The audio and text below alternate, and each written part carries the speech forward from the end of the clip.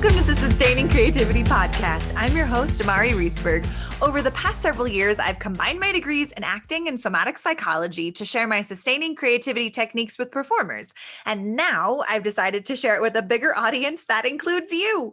I believe we are all creative, and this podcast is all about that.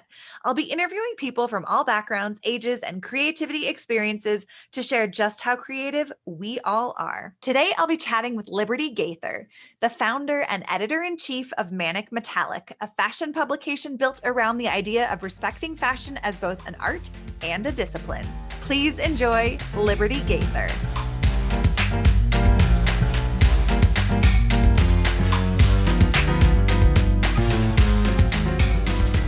Welcome to the Sustaining Creativity Podcast. Here with Liberty Gaither, who is the founder and editor-in-chief of Manic Metallic, and she is definitely going to share a little bit more about that with us. But I'm super excited. Your history with fashion and art and that whole experience, I can't wait to hear more about it. So welcome to the podcast. Great. Thanks so much. Glad to be here. Wonderful. I'm looking forward to hearing a little bit more about who you are and what you do. So if you wouldn't mind sharing so our listeners have a little more information. All right. So I'll try to be brief, but I never am. I always say that and it just goes on forever. So I'll try. No worries.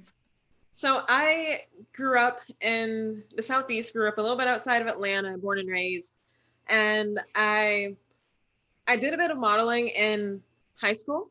Mm-hmm. You know, I had always been interested in fashion. I'd say since the age of 8, you know, I would obsessively read fashion magazines. And at first I wanted to be a fashion designer. And then that changed to a model. And then that changed to, I actually want to own my own business.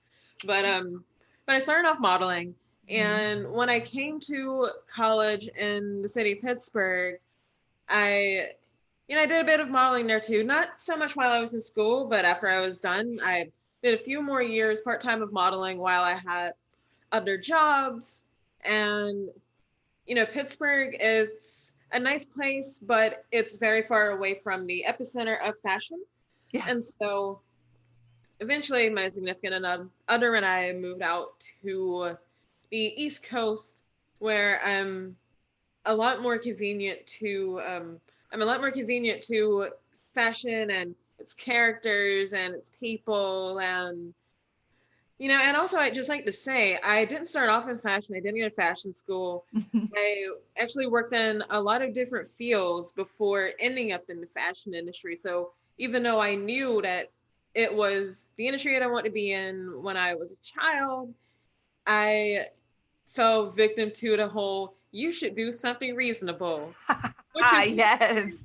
Which is a really bad idea, in my opinion, because if you don't actually like what the reasonable thing is that you're doing, you're eventually going to find your way out of it anyway, in my opinion, or you'll stay in it and then you'll be miserable. So I worked a sales job. I worked a marketing job. I learned how to do coding.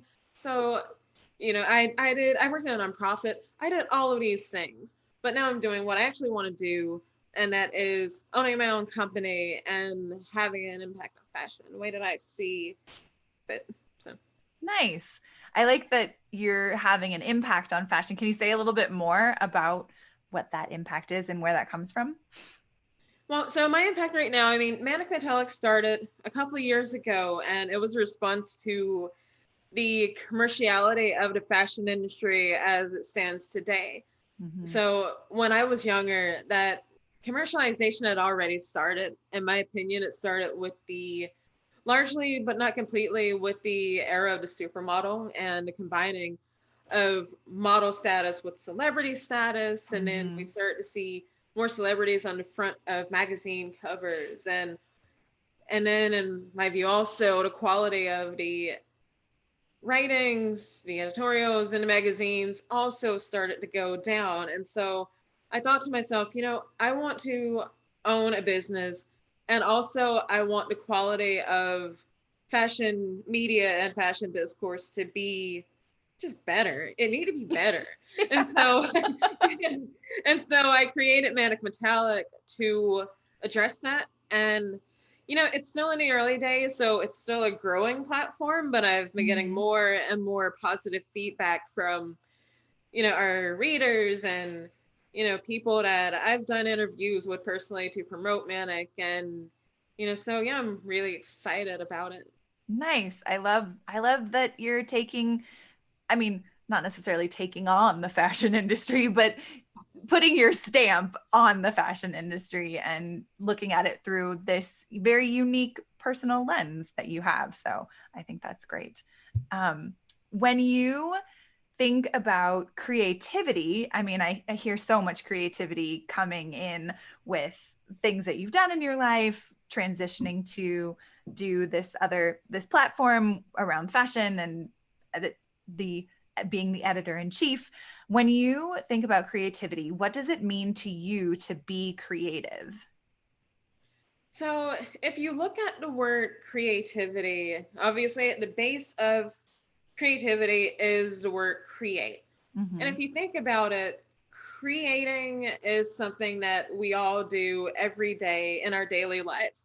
You are, so just by your very nature, just by being alive, you're creative. You were created by your parents. Right.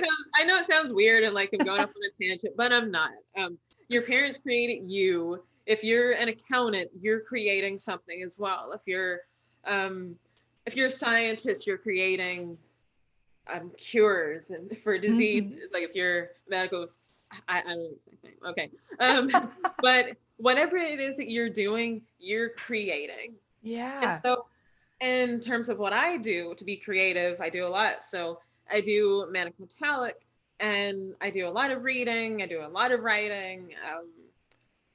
Every once in a while, I'll try my hand at drawing. I don't get to draw as much as I'd like.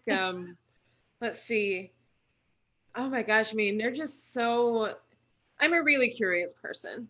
Yeah. And I think that curiosity is at the base of a lot of creativity. Mm-hmm. So I'll close out with that. Nice. No, I love that idea of how curiosity really can, spark creativity or lead to creativity or help move creativity along, being curious about things. And I really appreciate you saying that we are creative purely by being alive. We are creating, and that many different, careers get to create something, and we can look at it through that lens of creativity, like scientists or, chefs or whatever career you have. There's an aspect of creativity that goes into it. I think that's fantastic. And yeah, awesome. Yeah, definitely. When you experience challenges with creativity, how do you face creative challenges in the work that you do? So what I generally do is, well, I mean, in fact, there is no general. I mean, it's different depending on what I'm doing. So it's on a case by case basis. Like if I am writing one of our editorials for Manic Metallic and I just get a mind block, what I'll do is I will actually just get up from the computer, walk away, Mm-hmm. just maybe take a walk or something. Take a walk on a treadmill. I'll go and have a snack. I'll go and text a friend. Basically, or even watch a video on YouTube. Just Mm-hmm. something to get my mind out of that space that I was in, to Mm-hmm. bring in new information and potentially new, I would say, influences. Mm-hmm. So new inspirations. So I'll do that, and then I'll get back to what I'm doing, and generally most of the time that cures the block. Oh, yeah. Nice. So taking a little break can help inspire something else to come in when you get back to what you were doing before. Yep, absolutely. And that's with my writing, but it also goes for when I'm creating video content for Manic Metallic, or when I'm sitting and strategizing about where I want the company to go next. So, Mm-hmm. I mean, it's something that fits for each of those cases, but it doesn't always play out, the same way in each of those cases. Yeah. That makes sense. I mean, they're all unique, so wouldn't they require unique challenge combating? If that makes sense. That's one way to put it, Yeah. yeah. Nice. Um, I mean, it sounds like you've had an interest in fashion since you were a child, but I'm really curious when you think of kind of early years in your life, what's your earliest memory of being creative? Well, I guess it depends on how you define creativity. So my first memory at all was when I was 3 years old. So Uh-huh. I'm a toddler and I'm reading the newspaper upside down. And Perfect. of course I didn't know what was in the newspaper. I know what they were talking about. I mean, it was 1993. They were probably saying something about the Clinton administration. I don't know. But Potentially, yeah. but I'm reading the newspaper upside down, and I mean, I wasn't actually creating anything, but the fact that a 3-year-old was trying to read is pretty creative. Yeah. Another thing, I used to like to play in the dirt a lot. I liked getting dirty. So, being a 4 or 5-year-old child, I play with the neighborhood kids in the dirt a lot. Just like, I don't know how much that my parents appreciated that, but I felt like I was being creative. Nice. Yeah. I mean, I think as kids, we can turn into something creative. Anything can spark it. Reading the newspaper upside down, mud, dirt, a puddle, it doesn't matter what it is. We as kids, we just have that creative mind that hasn't been squashed necessarily, and we have that freedom to play with it. And I think, yeah, I love hearing playing with the dirt. I think that's awesome. That's fantastic. Yeah. 5-year-old Liberty thought so as well. Perfect. Perfect. I know I saw a video of my friends' kids where they were, it was raining and each of them had one boot off and they were scooping water with their boot. And it made me like, I mean, why not? Yeah, why not? I think that's great. But when you it sounds like many things in your life inspire you and people inspire you, but thinking about things, who or what inspires you right now in your life? Right now, I would say if I'm looking at a who, well, I mean, there aren't many people that we get to consistently be around every day, during this pandemic. So I Yeah. have to be my significant other. Process of elimination, but also, I mean, he inspires me anyway, but still. Um, so that's the who. If I were going to say what's inspiring me, I've been really inspired to get to know more and more about the different art movements. So I studied surrealism a little while back, and most recently I was studying Baroque. And even though I knew a bit about both of them, I wanted to know more so that I could, well, mainly I wanted to just know. I mean, I'm a really curious person, but also I feel like the more of a reference that I have to any other types of arts and culture, then that's going to make Manic Metallic better. So, yep, I've been really inspired by art. Nice. And right now it's kind of hard to go to art museums since they're not open, but how have you been engaging with art during this pandemic? Wow, so I've taken a couple of trips to the Philadelphia Art Museum, which I'm a member of. Nice. So yeah, I mean, I've done that. Let's see. I mean, I've been doing a lot of looking at like galleries online so that I Mm-hmm. could learn more about the different art movements. So, and just like taking a look at the exhibitions that, too bad we can't see them right now, but at least they're available virtually. So that's how I've been remaining engaged, along with, the couple of magazines that I subscribe to. And I'll Mm-hmm. talk about arts and culture as well. So that's the way that I keep up with things. Nice. Do you have a favorite genre of art right now? Let's see, favorite genre. I've always liked surrealism, and I feel like that's always going to be my favorite, Mm-hmm. just because of, I mean, surreal is basically like not real. It's like subreal, I think is what it means. Yeah. Something like that. But it has always been my favorite, probably always will be. I'm really interested in the Rococo movement.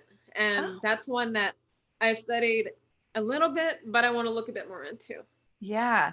The Rococo movement, can you describe a little bit about like what that looks like in a So yeah, so if you've ever seen anything Baroque, the Baroque movement lasted for a really long time. Mhm. And then towards the end of the Baroque movement, you had the Rococo movement. And I mean, it was basically a really, how would I say? It was a really decadent type of movement for like interior design and art. And so Mhm. it's just really pretty, really pretty, really beautiful art. I mean, it's something that I feel like anyway, you don't necessarily have to work to interpret as much. Mhm. Like it can just, sometimes you just want to look at nice things Yeah. or be inside of nice interior design. And I feel like that movement is good for that. Nice. Okay. That paints a great picture. Decadent. It's a good word to describe it. It Yeah. gives a lot of visual images to it. Your community with the editorial pieces that you write and your social media components, and the art community, how does your community impact or influence your creativity? I feel like my community for the community for Manic Metallic is a huge inspiration. So each platform that we're on Pinterest, Twitter, Facebook, Instagram. Our people are, and this is not to brag, it kind of is, but I'll try. Brag, go ahead. Our people are pretty amazing. I love I it. feel like, one thing that I have made the effort to do with Manic Metallic is to cultivate a community of people that really respect not just fashion. Obviously, we're a fashion company, Mhm. but we want people that respect fashion and art and culture. And, not only are you looking at it from a surface level, but you really, really care about diving deep to see, okay, what are the references that this artist might have looked at to create this work of art, or what inspired this movement. Mhm. So yeah, our community for Manic Metallic is a huge, huge creative influence. Nice. Yeah, it sounds like they give you lots of feedback too about what inspires them, which in turn I imagine inspires you. They do. Yep, Yeah, absolutely. nice. That's great. And when you think about, I mean, you talked a little bit about kind of the everyday creativity experiences, but I imagine, we have kind of everyday issues that we all have to navigate. What are some everyday issues that you have had to use creativity to solve? Everyday issues. Well, let's see. I would say fitness, health and fitness, because with us being in the pandemic, even though we're not completely locked down like we were before, Mm-hmm. in the US anyway, we are still at a point where there's a lot that we can't do. There's a lot of gathering that can't be done. And to me, and in terms of fitness, what that does is that takes away a lot of the reason that I would have to go outside Mm, and walk. I jog through my neighborhood often. Or if I wasn't jogging through the neighborhood, I'd take long walks through the neighborhood, like a yeah. couple of miles at certain points. And so the pandemic has presented a challenge. How do I stay in shape? And so over the past couple of years, I've accumulated fitness materials. So I've got a treadmill, which I got super affordably off of Craigslist. I would never buy something like that new, but super affordable off Craigslist.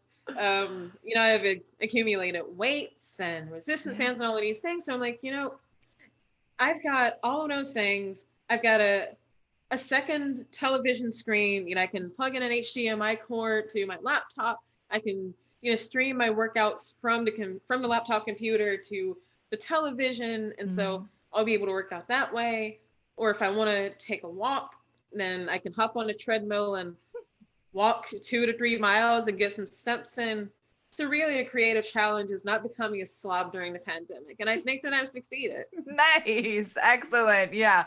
I feel you on getting creative with fitness and exercise and setting up some space and having that available because I mean, as we're in winter, going outside becomes a little more limited also. So I feel Oh, yeah. you on that.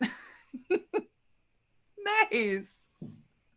And it's yeah, I'm really curious when you think about like the fashion industry and taking a new spin or your own view of it, where do you feel their creativity, where do you feel they could use a little more creativity? You're referring to the fashion industry, right? Yeah. Or Okay. yeah, just kind of your take on what you're seeing in terms of fashion and where creativity, where it might need a little more, might need a boost. Okay. So the fashion industry has a lot of areas where they could use a boost. And fashion likes to pride itself on being really innovative and really creative. Mm-hmm. And while that's true in a lot of cases, there are a lot of cases in which it's not. So Yeah. look at some of the issues that the industry has been having, being issues with being diverse. How do you have more than one black model in a photo shoot? How Yeah. do you have more than, how do you have like more than a couple of people of color heading up an editorial department? Things like that. So issues Mm-hmm. with diversity, especially issues with sustainability. Mm-hmm. There's more and more creativity coming out around both of those issues, Yeah. but fashion has a long, long way to go with each one. And it's going to take a lot of creativity to dig themselves out of the decades long hole that they've gotten themselves into because Yeah. they didn't take care of this any sooner. Mm-hmm. I I agree. And I think it's a new take to look at it through that lens of creativity, that you can utilize creativity to diversify, to lift up people of color and start using the gifts and talents that they bring in the editorial world, photography, running photography shoots, being the photographer, having more models as well. Yeah, Absolutely. I absolutely agree with you on that. My goodness. Lovely. And I know you talk a lot about kind of that intersection of um, fashion and art and how fashion can really hold more art in it, if I'm getting that correct. Yeah. Yeah. What's your, I guess I'm so curious to learn more about that.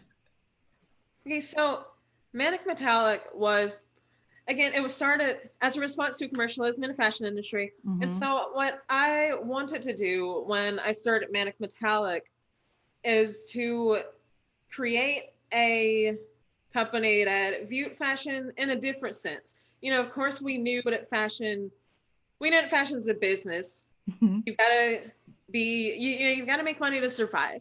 So there's no way around it. Mm-hmm. However, fashion is also a profession that, well, I think it deserves a lot more respect for itself. I mean, look at the creative people that have gone in and out of our industry over the past decades, over the past centuries. And some of the clothing that they create they truly are works of art. Mm-hmm. So, Semantic Metallic had it as a goal to view fashion as that art, to treat it as one, and then respect it also as a discipline. Mm. So that's our goal, and it's how we've started the company. It's how we've started in our first couple of years, Mm-hmm. and it's how we hope to continue. Nice. I like that intersection and really connecting the fashion to the art and having it resonate for people through that lens, that it is an artistic expression and experience. as well as also being a business and navigating commercialism. And what's that balance? I think that's important and great. And so thank you for continuing to put it out there and highlight it so people can see it through a very unique and different lens. You're welcome. I mean, it's definitely something that, in a society that, especially in America, where a lot of things are viewed through the lens of, does it make money or not? Which of course it has to, does it make money or not? Can we make a viable living off of this? And if it's not immediately a financial boon, then it's not seen as valuable. So fashion needs to be seen as more of an art form by everyone, but I think particularly in our country here in the United States. And so hopefully Manic can do as much as possible to change a few hearts and minds on that. I love it. I think that's fantastic. And thank you so much for taking the time to chat with me. I have one final question for you. What is your secret to creativity? My secret, I would say, I have a lot of them, but I'll give you one of them. Okay. My secret to creativity is to not force my ideas into any sort of strict parameter. Oh, yeah. That's a secret because, of course, what you want to do is you want to have an idea. You want to be able to, work it out on, however you get it out there. You want to be able to brainstorm. You want to be able to elaborate upon it. But you don't want to force yourself to think a certain way because that's basically the antithesis of creativity, is forcing the issue. So don't force the issue. Nice. I love it. That's a great secret and a new one. I don't think anyone has shared that one yet. So I appreciate it. Yeah. Innovation. It's fantastic. Yeah. Well, if people wanted to learn more about you or find the things that you have to put out in the world, Manic Metallic, how would they go about doing that? So the very first place that you want to go to find out more about Manic Metallic is visiting our website at www.manicmetallic.com. On there, you'll find a lot of our editorials, a lot of our articles on what we are, what we stand for. We recently did one of those, so it's called What is Manic Metallic? I definitely recommend taking a look at that. We've worked on a lot of series. So right now we're working on a series about female fashion photographers on Instagram. So if you want to go and look us up on Instagram at Manic Metallic, that's the username. Definitely check that out. Find us on Facebook, find us on Twitter. We haven't done a whole lot on Twitter, but we want to try to, get more into that. You can find us on YouTube, LinkedIn. Basically, we want to be where the people are. And we want to be where the people are. And if that means, going on to LinkedIn, where generally you find a lot of working people, like in the professional world, and meeting them where they are, then that's what we want to do. In fact, that's one thing that I learned from working in the nonprofit sector, is that when you create anything, you have to meet people where they are. So there's a way to talk to people on LinkedIn about Manic. There's a way to talk to people on Twitter, on Instagram, etc. So, but yeah, that's how you get in touch with us. If you want to look me up, then you can check my Instagram at @libertygaither_ or my website at libertygaither.com. Awesome. Well, thank you so much for taking the time to chat about creativity and share all of your tips and tools and secrets with us. I really appreciate it.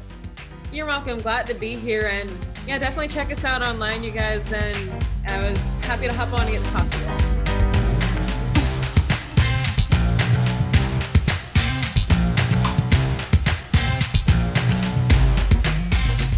Thanks for listening to the Sustaining Creativity Podcast. We'd love to keep in touch, so like us on Facebook and Instagram. We are Sustaining Creativity. Make sure to subscribe to the podcast wherever you listen to podcasts. Tag your friends and your family so they can listen too. We love to hear from you, so leave your comments, reviews, and questions. Tune in Tuesdays for a new episode. And remember, with creativity, anything's possible.